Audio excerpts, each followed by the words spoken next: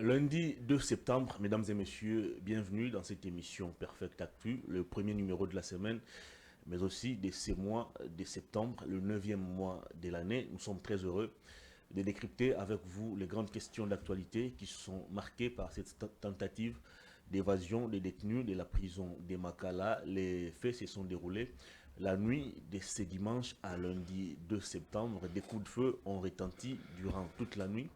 Le porte-parole du gouvernement, Patrick Mouyaya, appelle au calme. La situation est sous contrôle et d'autres explications ou d'autres détails viendront au cours de la journée. On va suivre de près cette situation, question de savoir qu'est-ce qui a été au menu de cette émission. Mais des sources concordantes en attendant, les bilans officiels révèlent des cas de morts et de blessés parmi les détenus. On l'a constaté à travers les images largement relayées sur les réseaux sociaux. On va aussi aborder la politique avec le meeting tenu samedi dernier par Martin Fayoulou qui continue de prêcher le dialogue et ce matin à travers son compte X, ancien Twitter, Martin Fayoulou a dévoilé la quintessence de son schéma du dialogue politique qui va s'articuler autour de la réconciliation, vérité et cohésion nationale. Et il sera question, bien évidemment, de parler de l'intégrité territoriale, d'évoquer la mauvaise gouvernance, mais aussi les réformes institutionnelles. Est-ce que le pouvoir en place va-t-il accepter cette main tendue pratiquement de Martin Fayoulou? Nous en parlons dans cette émission. Et puis on ne va pas oublier des attaques à répétition contre le sénateur à vie, Joseph Kabila Kabange. Depuis un moment, des séries d'émissions sont produites contre les sénateurs à vie, Joseph Kabila Kabange. Que reproche-t-on exactement à cet ancien président de la République qui s'est réputé taiseux, qui ne parle pratiquement pas de tout ce qui se passe ici au pays? Tentative de réponse dans cette émission avec un cadre du PPRD. Il s'agit de Papimba Moussa. Bonjour, bienvenue. Réel plaisir pour moi, très cher Hervé, d'être encore ensemble avec toi. Beaucoup de problèmes ici, ce matin dans la ville, les embouteillages, la rentrée scolaire, mais on se pose la question, comment les élèves vont se rendre dans leurs écoles respectives? Pas des routes, des embouteillages partout, c'est assez difficile de circuler dans la ville. Oui, c'était prévisible et fort malheureusement, moi, mes enfants ne sont pas partis à l'école parce que déjà j'avais suivi les communiqués des inspecteurs Les syndicats des et des enseignants du Congo. syndicats de Congo, donc nous renseignent que non, pardon, il faut garder les enfants à la maison pour une meilleure sécurité, raison pour laquelle même mes enfants n'ont pas parti à l'école pour peut-être aller être surpris avec quelque chose de désagréable. Très bien, allez. On va directement aborder le menu de cette émission. D'abord, votre réaction sur des attaques à répétition. On va parler d'une campagne médiatique pratiquement qui est menée contre la personne de Joseph Kabila Kabange qui se trouve en Afrique du Sud pour raison d'études. Il s'observe à Kinshasa depuis un moment, plusieurs émissions, plusieurs tribunes qui ont pour seul objectif de s'en prendre à Joseph Kabila Kabange. Il serait derrière le M23, il serait derrière l'AFC de Corneille Nangaa, il est à la base de la situation sécuritaire dégradante de la partie est du pays. Comment vous réagissez à chaud face à ces accusations? Très cher Hervé et Thomas, je pense que nous n'avons pas tant à perdre là au-dessus. Ce n'est que les aventures qui s'organisent par les hommes très mal placés politiquement. Bon, des hommes qui ont été avec vous au FCC. Bon, c'est tout à fait logique, hein? C'est tout à fait normal. Lorsque vous analysez politiquement, ils savent qu'aujourd'hui, c'est Kabila rentré au pouvoir avec les respects des transhumances. Donc, allez-y comprendre. Avant que tout d'abord que je puisse développer sur la question que vous venez de me poser, je voulais tout d'abord dénoncer ce que vit la famille Kabila aujourd'hui en République démocratique du Congo. Je dénonce avec énergie la manière dont le régime Tshisekedi a organisé pour enlever les communicateurs de Kabila et ses collaborateurs partout en République démocratique du Congo. Quel est le sort de Papi Tamba? C'est ce que je suis en train de dénoncer. Vous avez constaté tout d'abord que non, votre collègue Pius Romero là, il est en clandestinité depuis un moment. Jour pour jour, un mois et demi, Pius Romero là n'est pas venu chez lui pour se disparaître en cavale, tout simplement parce qu'il avait réalisé une émission avec votre collègue Gramik Kanki présentant les faits si réels, incontestables, jusqu'à preuve du contraire, le régime Tshisekedi est dans l'incapacité de contredire Pius Romerola. Lorsqu'il a mis ça devant, au face du monde, donc Pius Romerola fait l'objet des menaces de mort, des poursuites de sabotage. Pius Romerola aujourd'hui en cavale.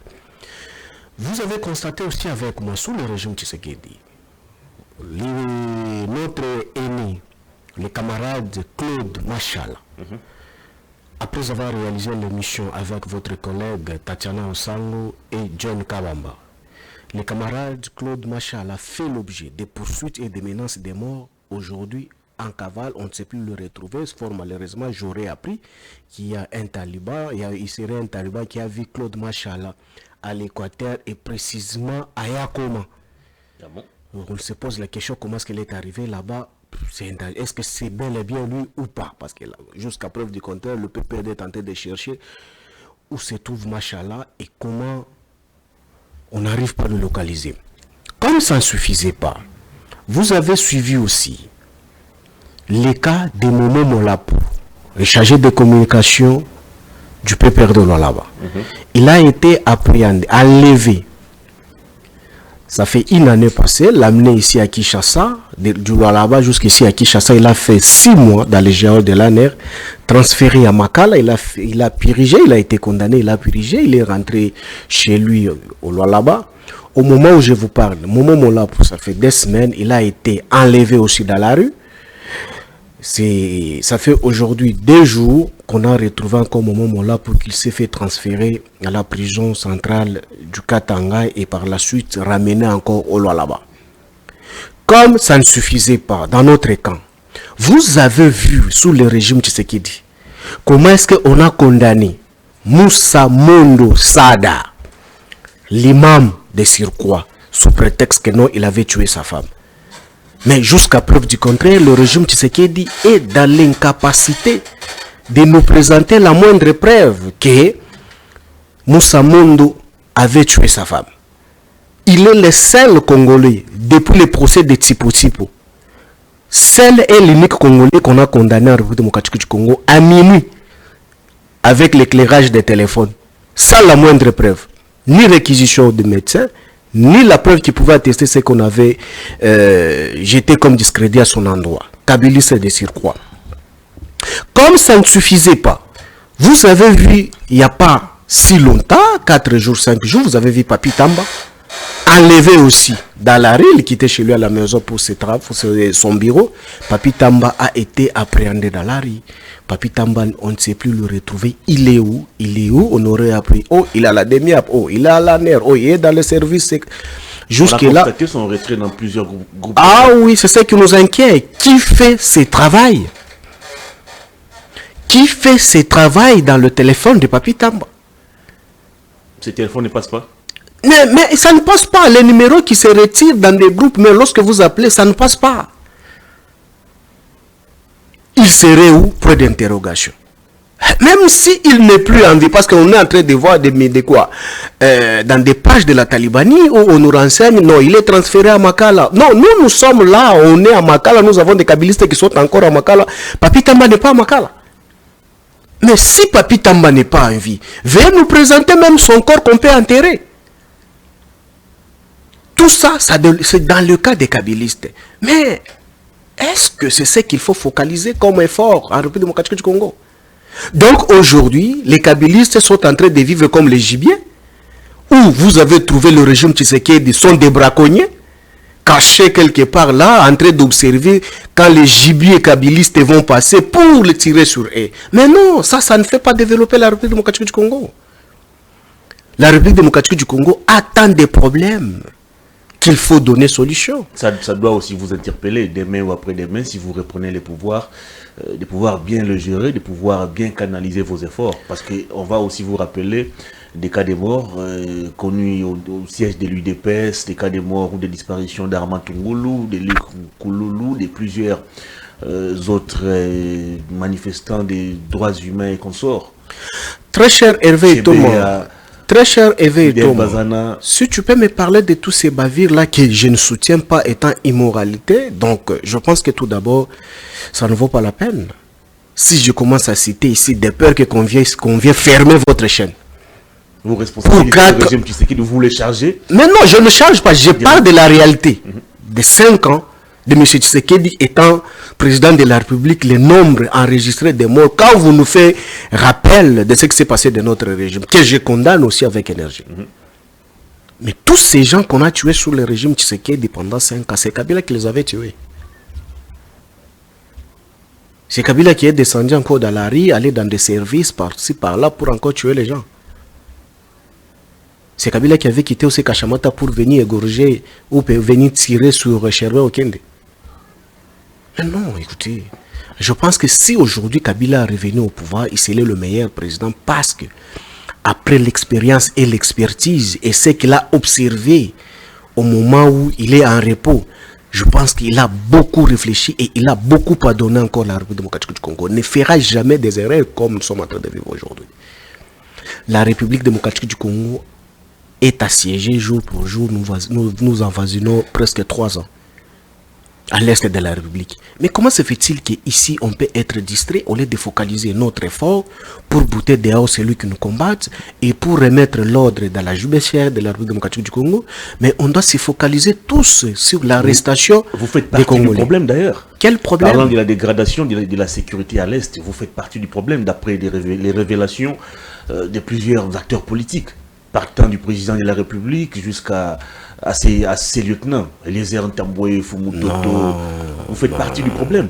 Tu sais, il ne faut pas me citer certains noms. La sécurité à l'Est. Non, il ne faut pas me citer les noms. Tu sais, à un certain moment, si il faut engager les débats sécuritaires, il faut m'amener les gens qui ont les galons, qu'on peut tester leurs capacités intellectuelles sur le plan sécuritaire. Les noms déjà me cités sont des néophytes, les gens qui ne maîtrisent absolument rien. Les noms que tu m'as cités, il peut avoir quelle expérience sécuritaire après avoir acquis? Du fait d'être porteur des sacs des M23 ici dans la ville-province de Kinshasa, ça vous renseigne que non, vous maîtrisez la situation sécuritaire. Le député national, je ne suis pas il peut avoir les rapports. Non, écoutez, non, écoutez. Je sais le temps de se documenter sur ce qui s'est passé. Je sais de quoi ce que je parle. J'assume mes propos, je suis sur la place publique. Un député n'a pas vocation de maîtriser la situation sécuritaire. Vous pouvez l'appréhender, vous pouvez être informé d'une manière aléatoire, mais la précision, la technicité, c'est les initiés qui sont appelés à ce secteur-là. Moi, je ne pense pas que tout le monde peut maîtriser la question sécuritaire. Donc, la République est de la rue. Donc, aujourd'hui, on peut dire que non, l'agence des renseignements n'a plus raison d'être parce que nous avons l'Assemblée nationale. Non, écoutez, soyons sérieux. Mais quand vous me parlez de cette idiotie sécuritaire, ça ne se laisse pas désirer par les hommes civilisés. Je pense que dans les domaines si précis, il ne faut pas me citer les noms des immoraux, les gens qui font la politique de type digestif pour se faire nommer. Or, ils n'ont jamais obtenu même une petite nomination étant les bourgmestres. Moi, je pense que ce n'est qu'une vocification créée. Ils sont tentés de vociférer sur notre famille et l'individu Kabila pour rien donner comme solution. Je m'explique là au-dessus. Très cher Hervé et Thomas, vous savez aujourd'hui, lorsqu'il faut sortir sur la place publique pour exposer les insuffisances politiques et scientifiques et sécuritaires, il faut avoir honte. Il faut s'assurer de là où vous mettez les pieds, parce que ceux qui vous suivent en maîtrisent peut-être mieux que plus que vous. Moi, tel que je suis là, je pense que pour que nous fassions au moins 18 ans du règne comme kabiliste au sommet de l'État, j'en félicite le service de sécurité. Je sais qu'est-ce qu'ils ont donné pour que qu'on puisse se pérenniser au pouvoir de tous ces temps que nous avons passé. Ce qui n'est pas le cas avec tous ces gens qui pavanent aujourd'hui dans la rue à ne pas comprendre l'utilité de ces services d'intelligence, quoi ce qu'elles apportent au régime ou au pouvoir d'exercice. Si aujourd'hui tous ces vagabonds politiques-là, pour répondre aux exigences de type digestif, sans la moindre expérience ni formation, je pense que ça ne se laisse pas désirer. Moi, je pense qu'aujourd'hui, Tshisekedi et sa bande, ils ont organisé seulement cette histoire pour zombifier Kabila dans la population, afin que la population ne puisse plus parler de la manière... que la population est en train de gérer que pour le retour de Joseph Kabila. Il part sur base des faits. Quel fait? Tu sais le fait, c'est quoi? Les anciens kabylistes sont aujourd'hui derrière Corneille Nangaa dans la rébellion. Mais non, ça c'est immoral. Et je peux aller même au-delà. Je peux même aller au-delà. Je dis que c'est l'idiotie politique. Voilà ce que j'ai toujours dit, que l'imbécilisation du système politique depuis l'avènement de ce régime. Tous ceux qui partent chez Nangaa jour et nuit, les gens de AREP, INC, AFDC, IDPS, c'est Kabila qui les a recommandé pour aller adhérer chez Nangaa. Pas si longtemps, la candidate qui faisait campagne de M. Tshilombo Kisangani, avocate de Circuit, mais c'est Kabila qui a recommandé en conseil dernier auprès de Nangaa. Des membres de Burek, d'AREP, de Guy Luando. Également de Julien Paloukou. Mais je suis encore, j'en viens là pour t'expliquer. Et même celui qu'on a nommé comme bourgmestre à l'est de la République là-bas, collaborateur proche de Julien Paloukou, c'est Kabila qui a signé encore une recommandation pour aller adhérer chez Nangaa. Cette vossification créée sans soubassement scientifique et politique ne se laisse pas désirer par les hommes évolués sur la place publique. Je pense que le but de ce régime finissant de M. Tshilombo, c'était tout simplement pour zombifier Kabila. Vous savez, lorsque vous réussissez à zombifier une personne si importante, voilà ce que ça donne. Or, l'esprit de zombifier Kabila ne tient plus en République démocratique du Congo. Parce que hier, Kabila était rwandais. Mais regardez tout d'abord la situation sécuritaire que les Rwandais, que vous avez traité pendant 32 ans et pendant 37 ans, et la situation d'une fils des pères et des mères congolais aujourd'hui en République démocratique du Congo. Est-ce que c'est Kabila qui empêche encore que le régime Tshisekedi puisse récupérer Bunagana Rutshuru?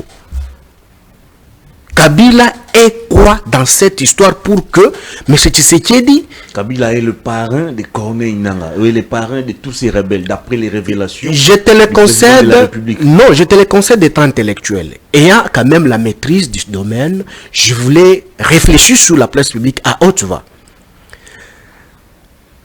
La violence sécuritaire et administrative appartient à l'État. Donc l'État a le monopole de la violence. Ça, c'est la science qui m'a appris ça. Aujourd'hui, lorsqu'il y a les inciviques ou soit les non-étatiques qui s'érogent le pouvoir d'aller occuper les territoires ou de maltraiter la population sous la gestion du pouvoir de l'État, l'État étant détenteur du monopole de la violence a l'obligation de mettre hors tas de nuire tous ceux qui s'élèvent pour déstabiliser son pouvoir dans les territoires. Mais si Kabila était le parrain de ces mouvements que vous nous citez, mais le pouvoir de l'État sert à quoi en République démocratique du Congo? Où la violence de l'État est limitée en quoi?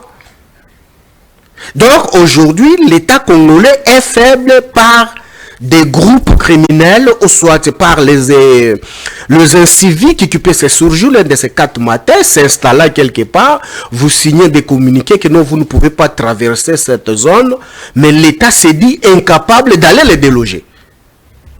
Mais Hervé, réfléchissons, soyons quand même sérieux. Aujourd'hui, en République démocratique du Congo, nous avons combien de contingents à l'est de la République? Aujourd'hui, en République démocratique du Congo, nous avons combien de pays, l'armée, combien des armées sous le sol congolais pour ne pas bouter dehors les M23 et leurs bébés qui viennent de voir jour communément appelé AFC de Nangaa. AFC de Nangaa. Ça fait combien de temps? Combien de contingents qui sont là? Combien de militaires? Combien de pays? Mais comment se fait-il que ces mouvements-là, insurrectionnels militaires, tous ces contingents déversés en République démocratique du Congo sont incapables de neutraliser ces mouvements de rébellion, ou soit les mouvements insurrectionnels? Donc c'est Kabila qui a sous-traité encore tous ces contingents que M. Tshisekedi a fait partie de leur pays jusqu'en République démocratique du Congo pour ne pas être en action. Mais non, très cher Hervé, soyons quand même sérieux. Soyons sérieux. Je pense qu'aujourd'hui, cette politique de bouc émissaire, pour zombifier Kabila dans la population, pour dire que non, comme nous sommes incompétents, on n'arrive pas à donner la solution, il faut jeter discrédit à la personne de Kabila en vue de récupérer quand même une bonne position dans la population. Mais ça ne passe plus. Ça ne passe plus. Vous avez les pouvoirs, il faut agir. Dis-moi, Kabila obstacle quoi sous le régime Tshisekedi pour aller acheter encore d'autres Sukhoi pour venir pulvériser à l'est de la République? Dis-moi, Kabila empêche quoi pour que l'armée congolaise, qui lui avait donné le vrai sens à l'époque, où on a défait l'M23 là, en 2013, est incapable aujourd'hui pour défaire encore le même mouvement qu'on avait défait en 2013. Je pense qu'aujourd'hui, tout ce qu'on peut jeter comme discrédit à l'endroit de Joseph Kabila s'en tient plus debout. Aujourd'hui, le nier et souhaiter, c'était donner la solution. Moi, je pense qu'aujourd'hui, cher Hervé, il n'est pas question de se chercher. La solution, c'est le processus de Luanda. La solution, non, c'est une aventure. Nous sommes au combien de faits? Nous sommes au combien de... C'est cette diplomatie agissante activée par le président de la République. La diplomatie agissante, c'est aujourd'hui lorsque vous constatez que Kagame, Poutine, est allé installer son ambassade, l'ambassade de Russie, au Rwanda chez Kagame. C'est là où on parle de quoi? De la diplomatie agissante. Mais or, aujourd'hui, quand vous regardez sur les plans militaires et la technicité des guerres, aujourd'hui, la Russie donne beaucoup pour les Africains, pour le maintien de la stabilité sécuritaire. Mais si aujourd'hui la République démocratique du Congo avait une diplomatie agissante, on pouvait anticiper parce que les pas là, Kabila l'avait déjà laissé. Il y avait déjà des contrats, il y avait tant de choses qui nous liaient sur les plans militaires et techniques avec la dite, avec le pays actuel, avec le pays en question. Mais si aujourd'hui cette diplomatie est agissante, mais pourquoi est-ce qu'on n'arrive pas à retrouver la paix à l'est de la République, très cher Hervé? Moi, je pense qu'aujourd'hui, au lieu qu'on puisse être distrait ici à Kinshasa, en jetant des discrédits l'une ou l'autre, c'est vaste aventure. Il est souhaitable d'aller consulter les experts qui sont encore vivants, qui ont eu à donner leur intelligence ou l'intelligibilité sécuritaire pour défaire ces mouvements terroristes à l'est de la République. Ils sont encore là. Il faut leur consulter. Qu'à la place de se plaindre, au moment où que nous nous plaignons ici à Kinshasa, mais ça marche, ça ne marche pas à l'est. On tue, on nous pille systématiquement. Mais comment se fait-il qu'on peut gagner la guerre avec nos adversaires de Rwanda et Ouganda aussi longtemps? Nos minéraux ne sont pas contrôlés, on est en train de piller systématiquement et ces minéraux leur permettent d'acheter les armes pour venir nous tuer. Mais c'est l'hémorragie qu'on doit réfléchir comment est-ce qu'il faut arrêter tout de suite. Voilà pourquoi Martin Fayoulou préconise la convocation d'une table ronde qui permettra à vous, acteurs politiques congolais, de faire des propositions, de faire des suggestions quant à la bonne marche du pays. Il a intitulé ces dialogues, vérité, réconciliation et cohésion nationale. Est-ce que le PPRD, est-ce que Joseph Kabila est-il prêt à se mettre autour d'une table avec d'autres compatriotes, question de parler du pays? Très cher Hervé, il n'y a pas plus compatriotes ou patriotes que Kabila. Hervé, moi je pense que nous sommes les résistants. Le résistant en Sciences Po, tous vous le savez, qu'est-ce que signifie un résistant. Donc je pense que les pouvoirs de l'illégitimité ne sont pas reconnus auprès des résistants. Qu'est-ce que vous appelez pouvoir illégitime?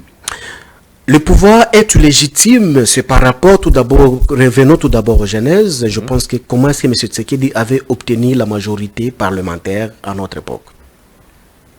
Cette majorité parlementaire a fauché des choses. C'est dépassé. Maintenant il est j'en viens, je suis en train de t'expliquer. D'où vient le deuxième mandat? Le deuxième mandat est né dans la matrice infectée, infectée par la corruption et cette coup d'État institutionnel organisé par M. Tshisekedi, que nous avions décrié hier si haut. Après avoir volé cette majorité parlementaire a donné naissance à cette noblesse que vous appelez CENI, qui n'est pas consensuelle. Mais cette CENI qui n'est pas consensuelle, qui a donné naissance des hold-up électorales qui fait l'objet d'existence de M. Tshisekedi. Mais vous voulez que nous, après avoir crié, démontré à suffisance que non, ce n'est pas ça la démocratie et ça n'ira pas de l'avant. Vous nous voyez, nous, étant encore les instables politiques, pour revenir ou se dédire sur notre propos, ou soit sur notre position prise sur la place publique, revenir encore des règles, mais c'est non. Fayoulou déclare ça, ou soit Fayoulou sollicite là. Fayoulou peut solliciter les dialogues après avoir eu quel pouvoir? Quels seraient les formats sollicités par Fayoulou?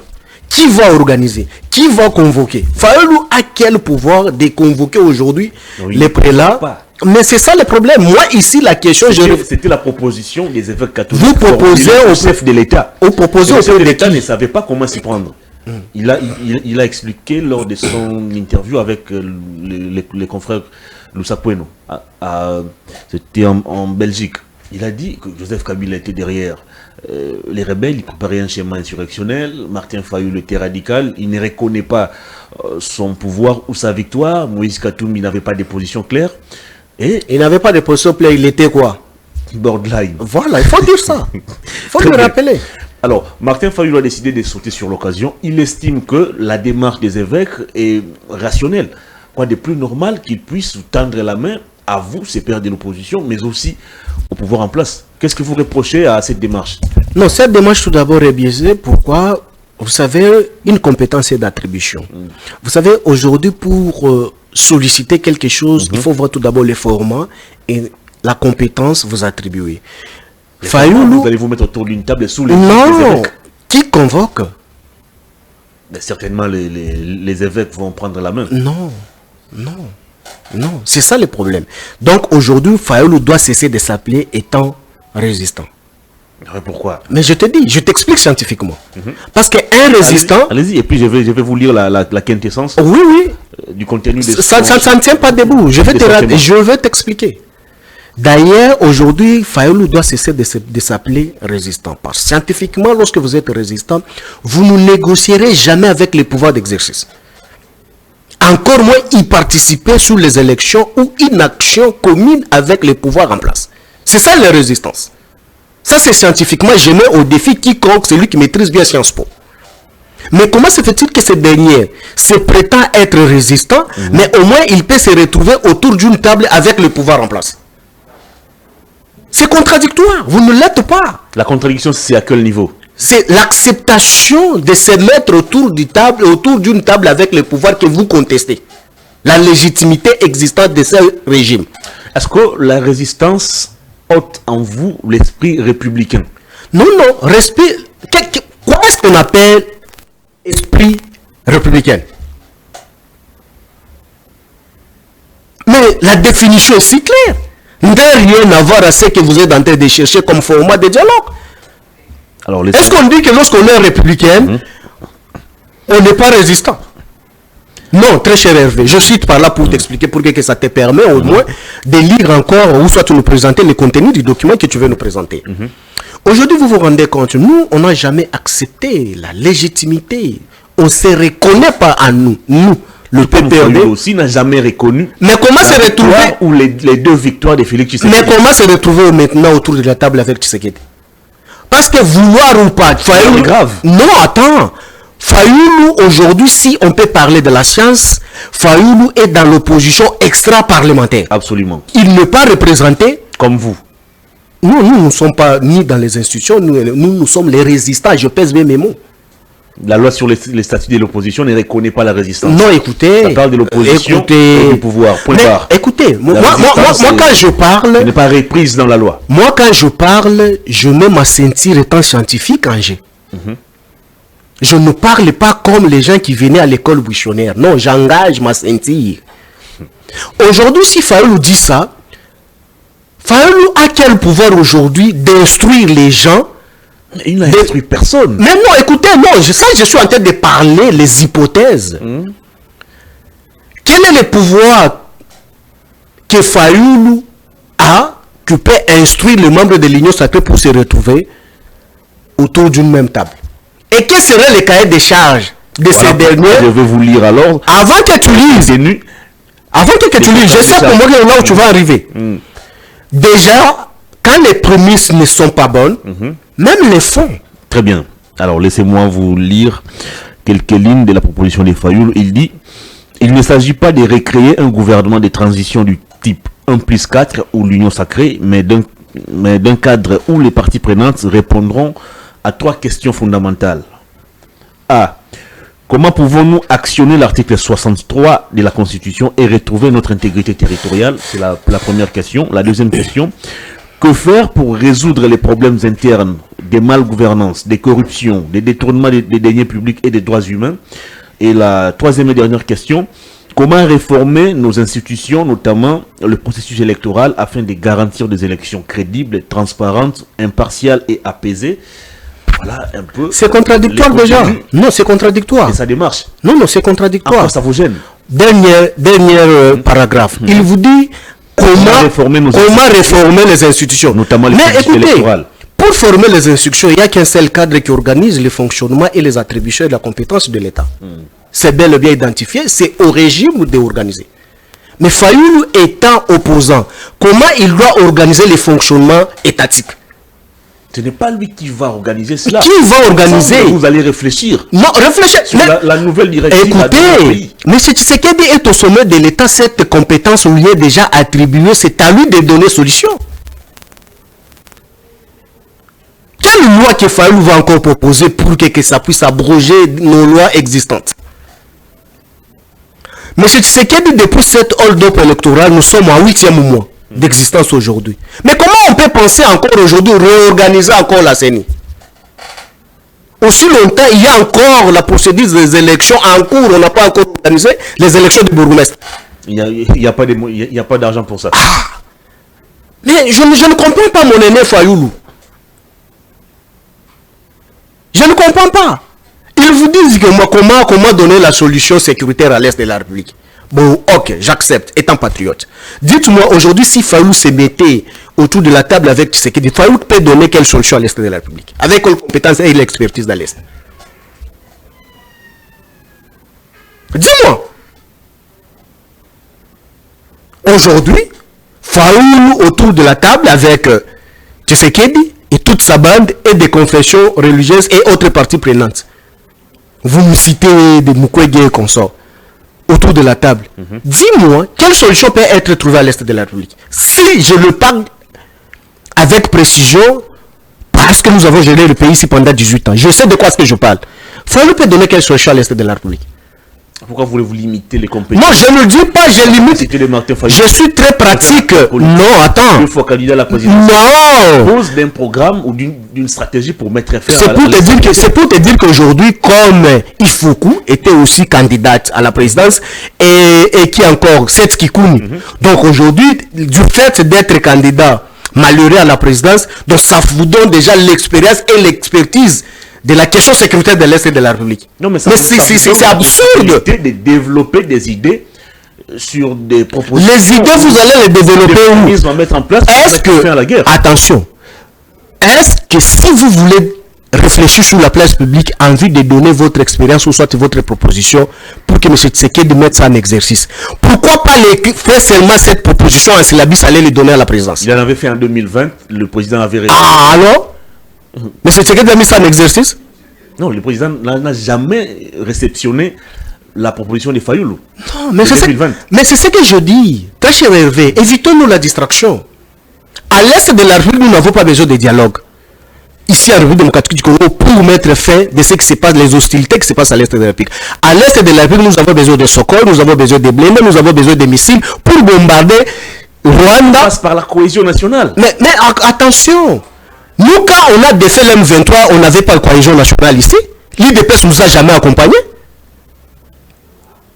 L'IDPS était en connivence avec les M23, mais au moins Kabila, par son intelligibilité sécuritaire, il a défait l'M23, il a défait Elera, il a défait Moudountougarat, il a défait Chikito, il a défait plusieurs groupes armés à l'Est de la République. Il a défait CNDP. Mais à l'époque, là, sous les bois, on se moquait de nous en disant que nous, c'est nous qui étions des mèches avec ces mouvements insurrectionnels et les mouvements de rébellion pour justifier notre... Encore aujourd'hui. Pardon? Tout comme on continue de le dire aujourd'hui que vous êtes des mèches avec les rebelles. Mais si nous sommes des mèches avec les rebelles, mais nous, au moins, on avait fait preuve de la maturité sécuritaire, on a défait ces mouvements. Mais c'est à eux aujourd'hui aussi de faire aussi la preuve de la maturité sécuritaire pour défaire les mêmes mouvements. Mais l'on se pose la question, comment se fait-il que Kabila rwandais avait défait les mouvements de ses frères rwandais à l'est de la République? Mais aujourd'hui, c'est le fils digne du pays, des pères et des mères, est incapable de défaire maintenant les mouvements des Rwandais à l'est de la République. Très cher Hervé, nous devons éviter d'être distraits. Pour moi, ce dialogue, ce n'est qu'un sourire. Ça ne produira absolument rien. Ça ne produira rien. Dis-moi aujourd'hui, s'il y a des propositions à faire auprès de M. Tshisekedi, vous pouvez les concevoir en syllabus, vous donner, il a des services. Aujourd'hui, la proposition, ou soit des choses à faire, c'est donner l'argent, c'est donner des munitions, c'est donner des armements lourds pour qu'on aille bombarder et récupérer. C'est ce qu'il faut utiliser comme la force. Parce que aujourd'hui, par la voie des négociations, ça ne tient pas. Nous sommes au 40e fait des routes aujourd'hui en République démocratique du Congo avec cette histoire de l'Est et de la République. Sous le régime Tshisekedi, avec la zone tampon. Combien de faits de routes signés? Ça nous rapporte quoi? Rien. On se moque de nous. Mais ici, il est question de se réunir nos moyens, réunir nos forces pour aller prendre maintenant notre territoire de force. Parce que vous vous souvenez avec moi qu'en 2013, lorsque nous avons tenté de négocier avec les M23, nous, le régime Kabila, les M23 sont arrivés avec les cahiers des charges. Et nous aussi, nous sommes venus avec notre cahier des charges. La République démocratique du Congo, représentée par Kabila hier, ils avaient refusé les cahiers des charges nous proposés par les M23. Je mets au défi quiconque. Mais quand nous, le régime Kabila, avions refusé ces cahiers des charges du M23, Kabila s'est dit, maintenant, nous devons maintenant utiliser la force pour bouter dehors ces mouvements terroristes. Effectivement, c'est ce qui a été fait. L'M23 a été défait. Mais comment est-ce que l'M23 a vu jour encore en République démocratique du Congo? Tout simplement parce que nous, les Congolais et le régime Tshisekedi, on n'avait pas confiance avec Kabila et autres institutions que Kabila a laissées en République démocratique. En tant que je renchéris en République démocratique du Congo, qu'est-ce qu'il faut faire? Il faut ramener les gens qui nous tuent aujourd'hui à l'est de la République en vue de garantir la sécurité du régime Tshisekedi. On les a dotés, on les a donné tout ce qu'il faut. Mais voilà aujourd'hui, lorsqu'on a constaté que nos Kabila n'étaient pas dans le schéma où on pensait que non, ils pouvaient renverser les choses d'une manière brutale ou d'une manière cavalière, étant patriote, ils n'étaient pas là. Il nous dit, on se rend compte que non, c'était qu'une grosse erreur de surgir ces mouvements qui devaient être en porte-à-faux avec Kabila. Mais voilà aujourd'hui, ça nous coûte maintenant en République démocratique du Congo pour les défaire. Mais ce qui est souhaitable, c'est de chercher les armes lourdes pour qu'on puisse défaire ces mouvements militaires à l'est de la République. Ce n'est pas avec des dialogues ici à Kinshasa avec des politiciens sans expérience sécuritaire. Très bien. Alors vous allez vous rappeler que durant la campagne électorale, toute personne qui ne condamnait pas le Rwanda ou qui ne dénonçait pas l'agression rwandaise ou qui ne voulait pas citer Paul Kagame comme agresseur de la RDC était présentée comme bras séculier du Rwanda ou de Paul Kagame. À ce jour, il y a un discours qui se développe. Vous ne soutenez pas le dialogue, vous ne voulez pas de la paix dans la partie est du pays. C'est les discours véhiculés actuellement par les communicateurs de l'Union sacrée, par certains communicateurs de l'opposition qui partagent l'idée d'un dialogue politique. Vous du PPRD, vous du FCC, vous êtes déjà accusés à ce jour de soutenir ou d'être des mèches avec les rebelles, avec Corneille Nangaa, avec tous ces compatriotes qui ont décidé de rejoindre la rébellion. Alors ne craignez-vous pas qu'on puisse vous taxer davantage comme bras séculier du Rwanda ou de Paul Kagame? Mais très cher Hervé, il ne suffit pas de les dénoncer ou soit de les crier ou de vociférer sous la famille Kabila, sous la place publique, sans la moindre preuve. Il faut prouver ce que vous criez sous la place publique. Il ne faut pas seulement vociférer. Une vocification sans la moindre preuve, c'est ridicule. Ici, Hervé, je t'avais dit que non, c'est l'État qui est détenteur de monopole de violence. Si aujourd'hui, ce qu'on reproche à Joseph Kabila, si seulement si est vrai, mais c'est à l'État d'utiliser cette violence pour remettre l'ordre sur le territoire congolais. On ne peut pas continuer à pleurnicher en accusant seulement l'ancien président de la République. Aussi longtemps, le régime a croisé ses bras pour ne pas donner la solution à l'Est de la République. Le régime n'a pas croisé ses bras. Mais il fait quoi? Le régime mène une diplomatie pour trouver la solution de manière pacifique, sans toutefois engager la violence. Très cher Hervé, est-ce que tu sais que la diplomatie s'accompagne avec la force qui t'accompagne? Parce que la diplomatie, ce n'est qu'un terme générique. Au terme générique, il faut y donner quand même les contenus. Les contenus, c'est quoi? C'est la matière qu'il faut discuter. Ici, nous sommes dans les cas échéants, les cas de la diplomatie sécuritaire. Est-ce que qui négocie dans ces domaines? Avec quelle expertise? Mais la diplomatie, pour aller à la table de la négociation en termes diplomatiques, on négocie pas tout en étant faible. Quand vous négociez, quand vous êtes faible, on vous impose par votre adversaire sa force pour obéir à ses ordres. La RDC est faible. Mais si on était fort, pourquoi est-ce que notre diplomatie ne prime pas? Parce qu'aujourd'hui, je te dis, nous sommes, si c'est au 9e feuille de route, qui ne s'exécute pas avec le résultat tant attendu par la population. Donc cela veut dire qu'on doit parler encore, doit-on parler encore de la diplomatie agissante? Cher Hervé, soyons sérieux. Est-ce que peut-on parler encore de la diplomatie agissante? Moi, je me suis dit que non, aujourd'hui, la voie de la diplomatie ne plie au rendez-vous. Très bien. Ici, il faut exercer la force. Après avoir exercé la force, la diplomatie viendra sanctionner cette force-là. Aujourd'hui, aller de la manière que nous sommes en train de négocier avec nos adversaires, on négociera, donc nous sommes en train de négocier avec une légèreté, avec une faiblesse qui coûte la République démocratique du Congo. Mais, très cher Hervé, ça ne suffit pas de dire seulement que c'est Kabila. Mais il faut le prouver. Même si vous le prouvez, il ne suffit pas de le prouver et vous croisez les bras. Il faut donner solution. Mais moi, je me pose la question parce que ça me casse déjà la tête. Même si les politiciens congolais qui n'ont ni l'expérience, ni l'expertise en matière sécuritaire peuvent se réunir aujourd'hui dans la commune de La Gombe pour parler sur l'unité. Est-ce que c'est ça qui peut faire l'objet de cessation des hostilités à l'est de la République?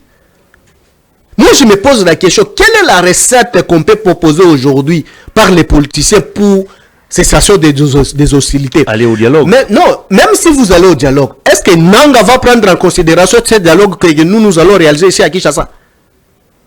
Le dialogue n'est pas ou ne sera pas organisé pour convaincre Nanga à cesser les hostilités. Mais ça serait pour faire quoi? Sera convoqué pour dégager des solutions. Quelle solution? L'est de la RDC. Bon, c'est là où moi, c'est ce qui m'intéresse. Trouver des solutions, d'apporter des solutions. C'est ce qui m'intéresse. Gouvernance. C'est ce qui m'intéresse moi. Ne parlez pas même tout d'abord de mauvaise gouvernance, parce qu'un opposant n'a qu'à crier, n'a pas de proposition qui peut changer la vision de celui qui nous gère aujourd'hui. Parce que la mauvaise gouvernance, c'est le mode de vie du régime. Pour qu'il y ait bonne gouvernance, ça dépend tout d'abord de la volonté politique et éthique, politique et administrative de M. Tshisekedi.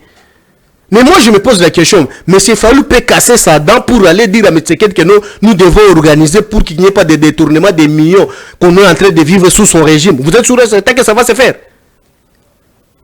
Quel mécanisme que l'SID peut mettre autour des voleurs qui volent l'argent de la République pour qu'ils puissent veiller de cette velléité de détournement des fonds publics de l'État? Il va affecter quoi? Non, très cher Hervé. Moi, ce qui m'intéresse, c'est la paix de l'Est de la République. On se met à la table. Ça fait partie des matières inscrites. Oui, c'est ce que j'ai dit. Dans l'agenda des Fayulu. Mais quelles sont les actions qui seraient menées après dialogue pour retrouver la paix? Allez d'abord au dialogue. Non. Vous allez trouver des résolutions qui seront appliquées plus tard. Mais déjà, cette format ne donne pas lieu d'existence de ce que nous attendons. Déjà, cette format, ça dérange. Papa, quand vous comptabilisez le nombre de dialogues réalisés en République démocratique du Congo entre l'opposition et la majorité, donc ça, on peut comptabiliser, nous sommes déjà 58e ou soit 60e dialogue. Tous nous le savons. À l'époque, à la différence des dialogues précédents, l'actuel schéma proposé par Fayulu ne mettra pas en place un gouvernement de transition. Mais cette proposition proposée par Fayulu, qui va l'exécuter? Soyons sérieux, messieurs. Soyons sérieux. Cette proposition que lui là a conçue avec son expérience et l'expertise, c'est ce que je pense. Mais qui va l'exécuter? Quels sont les garde-fous qui seraient mis en jeu pour que ce que lui a proposé disposés soit au profit des bénéficiaires du premier degré. C'est ça les grands problèmes. C'est une vaste aventure. Très cher Hervé, aujourd'hui, la République démocratique du Congo, pour retrouver la paix à l'est de la République, il faut passer par la force. Très bien. Mais aujourd'hui, dites-moi, celui qui ne soutient pas le dialogue est avec Kagame. Non. C'est irréfléchi. Vous ne soutenez pas le dialogue, vous ne voulez pas que la paix soit restaurée à l'est. Ah, donc cela veut dire que quand l'IDPS était aussi sous les bois, ne soutenait pas le dialogue. Donc cela veut dire qu'il était des mèches avec les M23. Aussi SID quand ils étaient encore dans l'opposition contre nous, quand ils ne soutenaient pas le dialogue que Kabila avait initié. Donc cela veut dire qu'ils étaient aussi des mèches avec les rebelles. Quelle réflexion cancérogène. Très cher Hervé, je pense qu'on ne peut pas se mener. Tout ça pourquoi? Parce que M. Tshisekedi n'a pas une vision. La vision de M. Tshisekedi est circonscrite avec sa bande dans les détournements.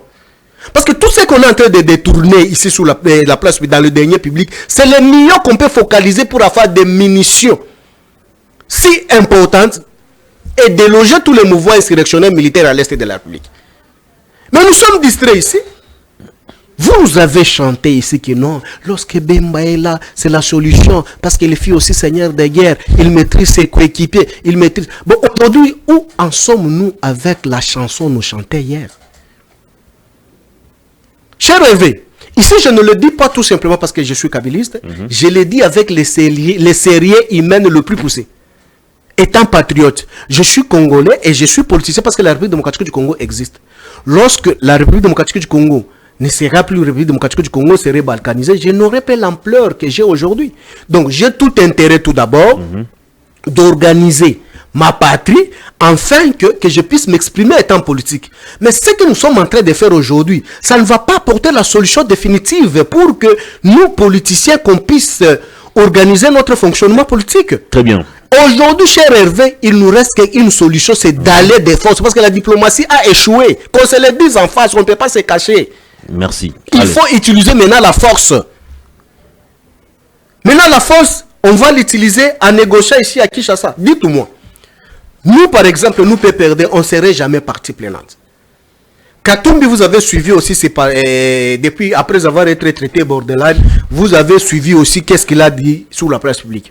Bon, dis-moi, qui serait partie prenante? Donc, Fayoulou et Tshisekedi et... le prix Nobel Dr Mukwege. Non. Mukwege peut-être. Mukwege, c'est un politicien. Il a appris la politique. Très cher Hervé. Du fait d'être candidat ne fait pas de vous un politique. Je pèse bien mes mots parce qu'il y a une différence, une nuance entre politique et politicien. Vous êtes candidat par les élections. C'est une politique organisée par les caïmans initiés. Mais Mukwege, aujourd'hui, dis-moi, le parti de Mukwege ici à Kinshasa, ça se trouve où? Dans ta province, Mukwege est représenté par qui? Sur ton plateau, ici, tu as reçu les communicateurs de Mukwege combien? Mais non, évitez-nous d'être aventurés sur la place publique. Donc, quand une personne traitée de maman qu'on violait brutalement à l'est de la République, donc sa politique sanitaire est maintenant une politique appliquée de la République démocratique du Congo pour une solution. On va terminer l'émission. Il ne faut pas confondre des choses. Très bien. Très cher Hervé, nous n'avons pas besoin qu'on vienne nous consulter, nous les kabylistes. Moi, étant patriote, je dis à M. Tshisekedi, il y a plusieurs expertises en République démocratique du Congo qu'il faut consulter, que ce soit dans l'armée, dans le service de sécurité, pour une solution définitive. Tout ce que vous êtes en train de faire, ce n'est qu'une distraction, ça n'aboutira à rien. On peut se mettre autour des tables 50 000 fois avec l'actualité, avec l'état où se trouve aujourd'hui l'Est de la République, ça ne donnera pas de solution, cher Hervé. Très bien. Alors, ici, il faut focaliser les moyens qu'on est en train de détourner par le régime Tshisekedi jour et nuit. Acheter des missiles. Tu as vu Tanzanie, si c'est Kenya qui a présenté, c'est quoi? Lors de ce 90e anniversaire, c'est ce 70e anniversaire de Kenya. Tu as vu ce qu'il nous a présenté? Il a quoi dans son sol pour avoir l'armement comme nous présenter? Mais c'est ce que la République doit acheter. Kabila étant jeune de 29 ans d'âge, tous les sokoi qu'il vous a laissés, des chars de combat de nouvelles cris, des kamikazes, des kamazes, des armes, des types trop élevés. Mais c'est ce que M. Tshisekedi devait continuer cette allure, envie de neutraliser ces gens-là de force. Très bien. Négociation n'aboutira à rien. Nous, PPRD, nous sommes ni demandeurs, ni partie prenante. Merci. Ça nous intéresse ni de près de loin. On ne peut jamais se dédire. Nous, on observe. Nous, on observe. On va chuter. Alors, la suite ou la conséquence de ces dialogues serait quoi? Parce qu'il est connu de tous, quand les acteurs politiques congolais se réunissent, cette négociation aboutit généralement à la mise en place d'un gouvernement de transition ou d'union nationale. Bien que Fayoulou ne puisse pas s'inscrire dans ces schémas. Mais il y a quand même des acteurs politiques qui pensent que ces dialogues, s'il aura lieu, doivent aboutir à la mise en place d'un autre gouvernement. C'est le cas de Steve Mbikaï par exemple. Ouais. Alors dites-nous, Félix Tshisekedi a un mandat légitime et légal. Il vient d'entamer son deuxième et dernier mandat. S'il doit former un gouvernement de transition avec les opposants, lorsqu'on va arriver en 2028, va-t-il se retirer parce que son deuxième mandat a expiré, ou en 2028, il faudra encore inventer un autre monstre juridique? Non, il n'y a pas à inventer parce que les textes légaux définissent déjà le mode qui organise la République démocratique du Congo. Raison pour laquelle vous avez constaté que nous, étant résistants, nous sommes focus pour 2028. Parce qu'après 2028, M. Tshisekedi serait dans l'obligation de céder et de quitter le sommet de l'État. De rejoindre les rangs des sénateurs à vie. Exact. D'une manière démocratique. Parce qu'aujourd'hui, nous étant résistants, on ne peut pas se dédire de venir encore à la table de négociation avec M. Tshisekedi. Encore moins, il n'a jamais respecté ses dires. C'est ce qui frise aussi davantage. Je pense qu'aujourd'hui, j'ai suivi même les collaborateurs de M. Fayoulou en disant que non, c'est lui qui ne soutient pas les dialogues et des mèches avec Kagame. Si vous avez l'influence, si vous avez les mots ou l'art de convaincre, vous ne pouvez pas se plaindre ou soit jeter du crédit en disant que non, c'est lui qui n'est pas avec nous, il est de l'autre côté. Ça, c'est la malhonnêteté politique et scientifique. Ces derniers ne peuvent pas justifier l'argent perçu par M. Tshilombo pour... Qui a perçu l'argent? Mais quand on connaît le mode opératoire des politiciens congolais. Quand vous avez déjà reçu l'argent, il faut venir maintenant justifier sur la place publique comment est-ce que vous êtes patriote. Or, cet patriotisme des façades lié au billet des banques que vous avez percé dans les noirs. Fayoulou a été soudoyé? Mais dites-moi s'il n'était pas soudoyé. Fayoulou était catégorique à ne pas se présenter aux élections organisées par M. Tshisekedi. Quelle a été l'évolution constatée par cette organisation des nébuleuses élections qui pouvait changer la vision de Fayoulou pour aller postuler sans les députés?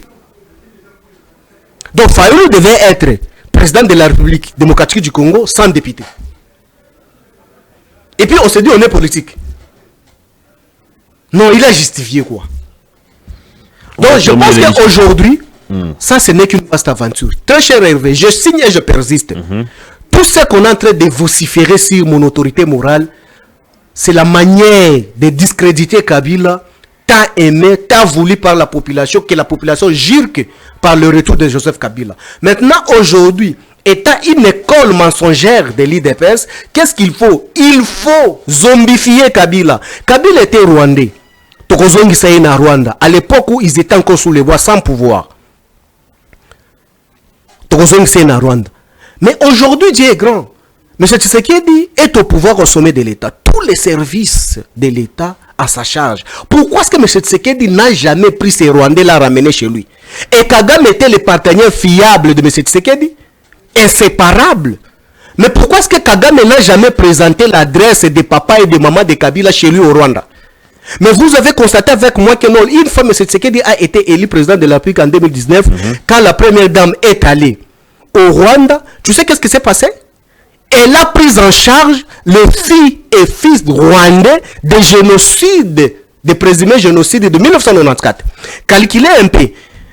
De 1994 à 2019, déjà quel âge? 30 quelques.